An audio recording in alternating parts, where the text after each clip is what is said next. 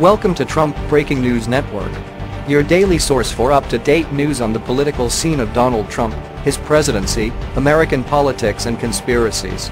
Please subscribe to receive notice of our daily updates. Also share with your friends and your social media.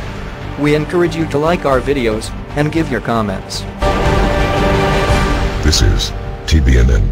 Study: 90% of Trump coverage in last 3 months has been negative. The mainstream media's bias against President Donald Trump may be even worse than was previously thought, according to a new report.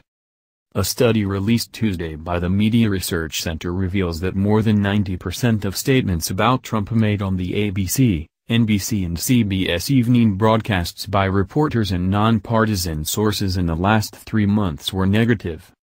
The media's hostile approach to covering the Trump administration has been documented by the media watchdog group, whose goal, according to its website, is to expose and neutralize the propaganda arm of the left, the national news media. As the Media Research Center has been documenting all year, the media have approached the Trump presidency with unrelenting hostility, MRC Director of Research Rich Noyes wrote in his analysis of the study. The study shows that in September, there were only 31 pro-Trump statements and 359 negative statements on the ABC, NBC and CBS broadcasts.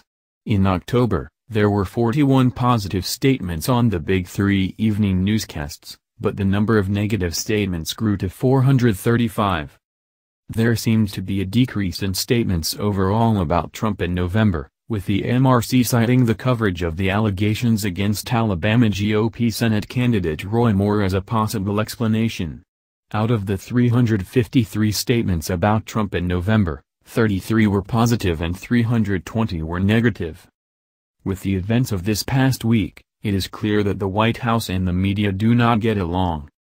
It's always been strained, but now, can the press even give? The president says the press won't ever give me a fair shake, MSNBC host Stephanie Ruhle said on her November 27 show, according to Newsbusters.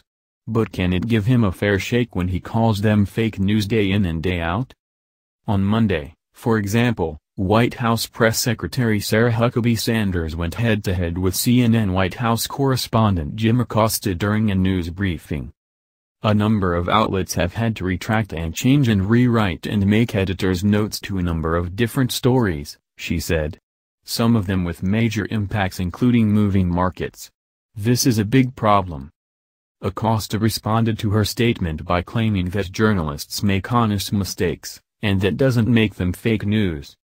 The CNN correspondent then tried to interrupt Sanders mid-question, to which the press secretary interjected, "I am sorry, I am not finished. You cannot say that it's an honest mistake when you're purposely putting out information that you know to be false or when you're taking information that hasn't been validated, that hasn't been offered any credibility, and that has been continually denied by multiple people including people with direct knowledge of an incident," Sanders added. Trump, for his part, has accused CNN and other mainstream media outlets of spreading fake news. CNN has received significant criticism lately for its coverage of Trump. The network ran a segment Monday about how Trump reportedly drinks 12 Diet Cokes every day. The segment aired during the same time other news organizations were covering the attempted terror attack in New York City. On Friday, the network published a story falsely claiming that Donald Trump Jr. had early knowledge of Democratic National Committee emails obtained by WikiLeaks. After public outcry over the error, CNN was forced to correct the story. According to an MRC study from earlier this year, as of August 31, there had been nearly 74 hours of coverage of the Trump administration during the big three evening newscasts. In comparison, in all of 2015 and 2016, the Obama administration only received 59 hours of coverage. The analysis of this heavy coverage showed that the goal is not to promote the president, but to punish him.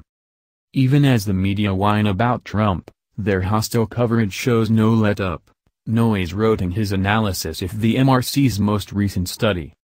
Our study of news in June, July and August found an identical rate of 91% negative coverage, which means TV news is unchanged in its hostility toward the president.